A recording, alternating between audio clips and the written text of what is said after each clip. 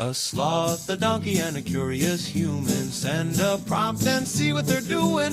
One hits record with a question on his mind. Two brothers pick it up, see what they find. Corn takes his time, Herman's got the facts. Back and forth, they never hold back. My weird prompts, come on in, that's where we begin. My weird prompts, glad you're here. This episode was generated using artificial intelligence. Please verify facts. My Weird Prompts is a community-driven initiative exploring how AI can fuel curiosity and uncover the fascinating ways our world works. GPU compute for this podcast is generously provided by Modal. Learn more at modal.com. You are fast asleep when a sound tears through the silence of 4 a.m. It is not a gentle alarm or the rhythmic sound of the wind against the window. It is a digital shriek from the phone on your nightstand, a frequency specifically engineered to bypass your sleep cycles and trigger an immediate visceral survival response. You know, with a clarity that only terror provides, that you have exactly 90 seconds to get from your bed to a safe room. This is the reality our producer Daniel is living through right now, and it is a look at something we often fundamentally misunderstand about human nature. Most people assume that if you live in a conflict zone for weeks or months, you eventually get used to it. You develop a thick skin. You become a veteran of the stress, a person who can shrug off the sirens because they have become part of the background noise of life. But Daniel is noticing the exact opposite. After several weeks of this since the war began on February 28th, he and his wife Hannah are finding that their mental health is not stabilizing. It is taking a precipitous drop. The exhaustion is not getting better. It is getting heavier, more intrusive, and more debilitating. Today is March 19th, 2026, and we are going to take an unflinching look at why the human brain does not just adapt to war, but instead begins to cannibalize its own resilience. It is a profound observation, corn, because it flies directly in the face of the popular narrative of resilience that we love to tell ourselves. I am Herman Poppleberry, and I think what Daniel is describing is a very specific biological failure point.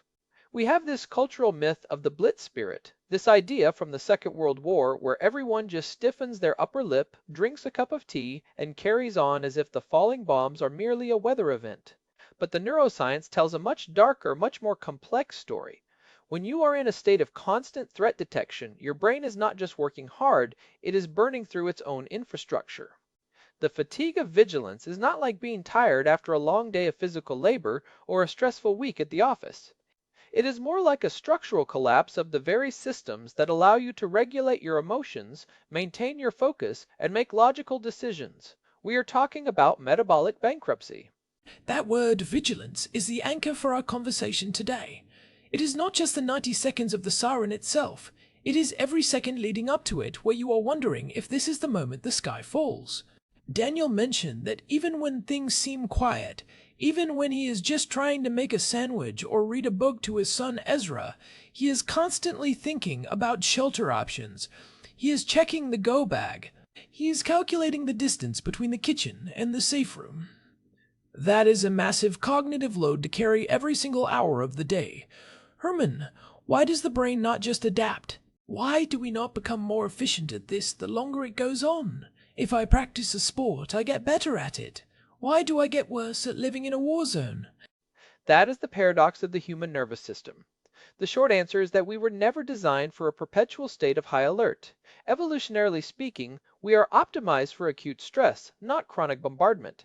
Imagine a prehistoric ancestor. A predator jumps out of the brush. The heart rate spikes, the pupils dilate, the blood rushes to the large muscles, and the amygdala takes total control. You run, you fight, you survive, and then, this is the crucial part, you return to a baseline of safety. The sympathetic nervous system, which is your fight or flight mode, is meant to be a temporary emergency power system. It is the backup generator you run when the main grid goes down. But in a conflict like the one Daniel is describing, that generator never turns off. When you stay in that state for weeks, you enter what researchers call a high allostatic load. Allostasis is the process by which the body responds to stressors to regain homeostasis. But if the stressor is constant and unpredictable, the cost of that adaptation becomes destructive. You are essentially redlining the engine of your brain for 24 hours a day. Eventually, the gaskets start to blow, the oil burns up, and the engine begins to seize. And that explains the drop Daniel mentioned. It is not a gradual, linear decline where you feel a little bit more tired each day. It is a precipitous fall. It feels like you are holding up a heavy weight, and for a while your muscles are straining, but they are holding. Then suddenly you hit a point of total failure and the weight just crushes you. I am curious about the role of the smartphone here. Daniel noted that in Israel, the alert comes through a very specific tone on the phone. It is not just a loud noise, it is a digital tether to the trauma that lives in your pocket. Does having that alert literally on your person change how the brain processes the threat compared to, say, a citywide siren on a pole? It changes everything because it destroys the boundary between the safe space and the danger zone. Historically, a siren was a localized acoustic event. You could walk away from it, or it felt like it belonged to the outside world. Now the threat is inside your pocket. It is part of your personal architecture. This leads to a phenomenon called predictive coding failure. Your brain is essentially a prediction machine. It is constantly trying to build a model of the world so it can ignore the noise and focus on what matters for survival. When you are under constant threat, your brain adjusts its filters. It becomes hypersensitive to any stimulus that even remotely resembles the threat frequency. This is why Daniel mentioned hearing a car beep or a microwave timer and thinking it is the emergency alert. His brain has turned up the gain on his auditory processing so high that it is now generating false positives. It is no longer interested in accuracy, it is only interested in speed. That is the phantom siren effect. I have heard people describe this in various high-stress environments, from combat zones to high-intensity emergency rooms. You are in the shower and you think you hear the phone ringing, or you are walking down the street and a specific frequency of a bus engine makes your heart skip a beat. It is auditory pareidolia. The brain is so desperate not to miss that 90-second window that it starts hallucinating the trigger. It is like the brain is shouting fire because it saw a red sweater. And that is incredibly taxing on a metabolic level. Every time your brain flags a false positive, it triggers a microburst of cortisol and adrenaline. Your heart rate jumps, your breathing becomes shallow, and your prefrontal cortex has to step in and say, "No, that was just a car, calm down." But the prefrontal cortex is the most metabolically expensive part of the brain. It is the part that handles executive function, logic, and emotional regulation. By the time Daniel gets to 3 in the afternoon, his prefrontal cortex has already spent its entire energy budget for the day just debunking false alarms and worrying about the go bag. This is why he feels that deep, marrow-deep exhaustion. He is not just sleepy, he is cognitively bankrupt. He has no more currency to spend on being patient with his family or focusing on his work. It makes me think of what we talked about in episode 1113 regarding that 90-second sprint. In that episode, we focused on the tactical side of being ready, the logistics of the go bag, the path to the shelter. But the psychological tax of that readiness is clearly unsustainable. If you are always 90 seconds away from a potential disaster, you can never enter a state of deep play or deep work or even deep sleep. You are living in the shallows of your own consciousness because diving deep feels dangerous. Sleep is the biggest casualty and the biggest driver of this decline. Daniel mentioned the 4 in the morning sirens. When you are woken up like that, you are not just losing an hour of sleep. You are interrupting the specific cycles of sleep that handle emotional processing. Rapid eye movement sleep, or REM, is when the brain processes the emotional charge of the day's memories. It is like a nightly therapy session that your brain runs for itself, stripping the emotional alarm away from the facts of what happened. If you are constantly being ripped out of REM by a siren, those emotional memories stay raw. They do not get filed away properly. This is a primary driver of post-traumatic stress disorder. The brain loses its ability to turn a terrifying event into a past tense memory. It stays in the perpetual present. You are not remembering the siren. You are reliving it every time you close your eyes. So you're physically exhausted because you're not sleeping, and you're emotionally exhausted because your brain cannot finish its nightly maintenance. That is a brutal cycle. It also explains why Daniel noticed he and his friends are drinking a bit more. If your nervous system is stuck in the on position and you cannot find a natural way to turn it off, a depressant like alcohol seems like a logical tool. It is a way to manually force the system to quiet down, to pull the plug on the generator. It is a very common maladaptive regulator. The problem is that while alcohol feels like it is helping in the moment by dulling the anxiety and helping you drift off, it actually sabotages the very thing you need most, which is quality sleep. Alcohol fragments sleep even further and almost entirely suppresses REM sleep, so you might fall asleep faster, but you are effectively preventing your brain from doing the emotional repair work it needs to do. It is like taking out a high-interest loan to pay off a debt. You get a moment of relief, but the underlying problem gets much worse the next day. You wake up with even less cognitive resilience, which makes the next siren even more taxing, which makes you want to drink more that evening. It is a downward spiral that erodes your ability to cope. It is easy to judge from the outside, but when you are in that environment, you are just looking for any lever you can pull to stop the humming in your ears. I want to talk about the social side of this. Daniel mentioned that his wife Hannah is feeling this too. When a whole community is hitting this wall of fatigue at the same time, what does that do to the social fabric? You would think it would bring people together, but does exhaustion eventually lead to friction? Long-term conflict actually tends to degrade social resilience over time, which is a hard truth to swallow. In the beginning, there is often a surge of altruism and community spirit. This is the honeymoon phase of a disaster. People help each other, they share supplies, they feel a sense of shared purpose. But as the fatigue of vigilance sets in, that changes. When your prefrontal cortex is depleted, you become more irritable, more impulsive, and less empathetic. You start to see your neighbors not as comrades, but as additional sources of noise or competition for resources. The small frictions of daily life become unbearable. We see this in historical accounts of prolonged sieges. The initial unity often gives way to a kind of cold, individualistic survivalism.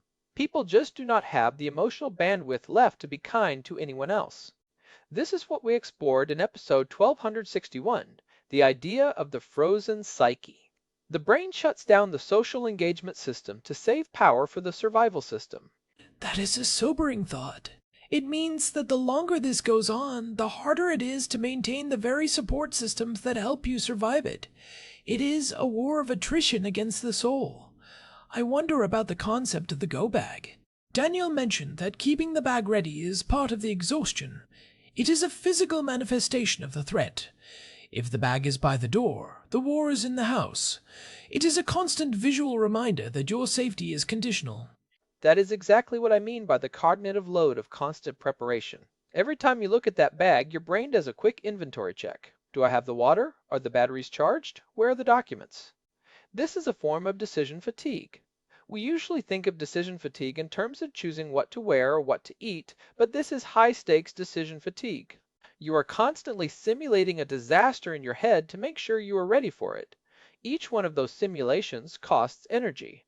It is like having 100 browser tabs open in your mind, and every single one of them is running a heavy video file. No wonder the system is crashing. The brain is trying to solve a problem that has no solution, which is how to be 100% safe in an unsafe environment. So how do you stay sane when you're in this? If conventional help is hard to find and the environment is not changing, what are the actual mechanisms for preserving some level of cognitive function? We cannot just tell people to relax. That is impossible. One of the most effective things you can do is what I call cognitive offloading. You have to find ways to take the pressure off your brain's internal simulation. For the go bag, that means having a physical checklist taped to the bag so you do not have to mentally rehearse it. Once you check the list, you tell yourself the task is done and you are forbidden from thinking about it until the next scheduled check. You have to externalize the vigilance as much as possible. If the information is on the paper, it does not have to be in the working memory. That makes sense. It is like clearing the cache on your computer. If it is on the paper, it does not have to be in the processor. What about the phantom sirens? How do you deal with the fact that your brain is lying to you about the sounds you hear? How do you stop your heart from racing when a car beeps? That requires a technique called sensory grounding. When you hear a sound and your heart starts to race, you have to force your brain to engage with the immediate physical environment to prove that the threat is not real. You use the 5-4-3-2-1 technique. Name 5 things you can see right now, 4 things you can touch, 3 things you can hear that are definitely not sirens, like the hum of the fridge or the sound of your own breathing. 2 things you can smell, and 1 thing you can taste. This forces the brain to pull resources away from the amygdala, which is the threat center, and back into the primary sensory cortex. It is a way of proving to your nervous system that you are currently safe in this exact second. It is a microdose of safety. I like that phrase, a microdose of safety, because you cannot get a full dose of safety in a war zone, but you can find these small windows where you consciously force your body to acknowledge that for this 1 minute there is no siren. It is about reclaiming time in tiny increments. Precisely. Another vital strategy is scheduled de-escalation. Since your nervous system is stuck in the on position, you have to find ways to manually trigger the parasympathetic nervous system, which is the rest and digest mode. This can be done through specific breathing exercises, like the physiological sigh. A physiological sigh is 2 quick inhales through the nose. The second one to fully pop open the air sacs in the lungs, followed by a long, slow exhale through the mouth. This is the fastest biological way we know of to lower your heart rate and signal to the brain that the immediate threat has passed. You have to do this even when you do not feel like you need it. You have to do it as a maintenance task, like brushing your teeth. You are manually resetting the pressure valve. It sounds like you have to become a technician of your own biology. You cannot rely on your feelings, because your feelings are being hijacked by the environment. You have to treat your body like a piece of equipment that needs specific manual calibration. That is the only way to survive a prolonged period of hypervigilance without completely breaking. You have to accept that your brain is going to misfire. You have to accept that you will be exhausted. And you have to stop blaming yourself for not being resilient enough. Resilience is not an infinite well. It is a battery, and in a conflict, the drain is higher than the charge. You have to be incredibly disciplined about how you spend that remaining charge. This is why the alcohol thing is so dangerous. It feels like it is charging the battery, but it is actually just masking the low battery warning while the drain continues at an even faster rate. Daniel also mentioned that the war began on February 28th, and we are now several weeks into this. That timing is important because we are moving past the initial shock phase and into the long-term endurance phase. This is where the structural damage starts to happen. In episode 1261, we talked about the frozen psyche and the long-term cost of conflict. It feels like Daniel is describing the exact moment where that freezing begins, where the personality starts to change to accommodate the trauma. It is the transition from acute stress to chronic trauma. The key to preventing that trauma from becoming permanent is finding ways to create islands of normalcy. Even if it is just 15 minutes of reading a book that has nothing to do with the news, or playing a game with Ezra, those moments are not just distractions. They are essential neurological resets. They remind the brain that a world exists outside of the 90-second window. If you lose those islands, you lose your connection to your own identity. You just become a threat detection machine, and machines eventually wear out. I think about the ethical side of this too. We often put so much pressure on people in these situations to be strong, but maybe the strongest thing you can do is admit that the situation is fundamentally abnormal, and that your brain is reacting exactly how it was evolved to react. There is nothing wrong with Daniel or Hannah. Their brains are doing a great job of trying to keep them alive. They're just doing it at a massive cost to their quality of life. That is a vital point. We have to stop pathologizing the response to an insane environment. If you are hearing phantom sirens and feeling deep exhaustion, your brain is actually working perfectly. It has correctly identified that the environment is high risk and it is prioritizing survival over everything else. The problem is that human beings are not meant to just survive. We are meant to live. When survival takes up 100% of your bandwidth, there is no room left for living. That is the real tragedy of prolonged conflict. It does not just threaten your life, it erodes your humanity by forcing you into a permanent state of animalistic alert. It is an unflinching look, like the prompt asks for. We cannot offer easy answers because there are no easy answers when rockets are in the air and the 4 a.m. siren is a daily reality. But understanding the mechanism of the fatigue might at least give people a bit of grace for themselves. If you know why you are snapping at your spouse or why you cannot concentrate on a simple task, it takes away some of the shame. It is not a character flaw. It is a metabolic reality. You are not weak. You are just out of fuel. It really is. And for those who are in it, like Daniel and his family, the goal is not to be a hero. The goal is to be a technician. Manage the load, offload the decisions to lists and checklists, ground the senses when the phantom sirens start, and try to find those microdoses of safety wherever they exist. It is about making it to the next day with as much of your prefrontal cortex intact as possible. You have to protect your ability to think because that is the first thing the war tries to take from you. We have covered a lot of ground here, from the predictive coding of the brain to the dangers of using alcohol as a regulator. I think the main takeaway for me is this idea of cognitive offloading. If you are listening to this and you are in a high-stress situation, stop trying to remember everything. Write it down. Put it on a list. Give your brain permission to stop simulating the disaster for 5 minutes.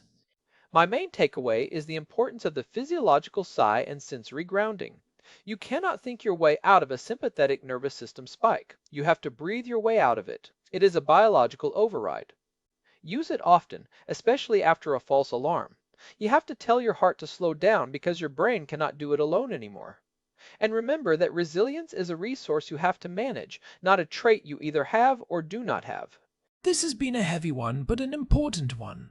We talk a lot about technology in the future on this show, but none of that matters if we do not understand the biological hardware we are running all this software on. Our brains are incredible, but they have limits, and acknowledging those limits is the only way to navigate a world that often demands we be limitless. They certainly do.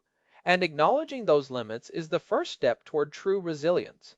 It is not about being unbreakable. It is about knowing how to mend the cracks as they appear and having the grace to realize that the cracks are a natural response to the pressure. Well said. We are going to wrap it up there. Thanks to everyone for listening and engaging with these deeper topics. It is not always easy to look at the raw reality of conflict, but it is necessary if we want to understand the world we are living in. Thanks as always to our producer Hilbert Flumingtop for keeping the gears turning behind the scenes, even when the topics are this challenging. And a big thanks to Modal for providing the GPU credits that power this show and allow us to explore these complex ideas every week. This has been my Weird Prompts. If you want to dive deeper into the archive, check out myweirdprompts.com for our full list of episodes and ways to subscribe. We have more on survival psychology in episode 891 if you want to continue this journey. Stay safe out there, and we will talk to you next time. Goodbye. This episode was generated using Gemini Flash 3. Text-to-speech engine was Chatterbox. Thanks for listening to our show, My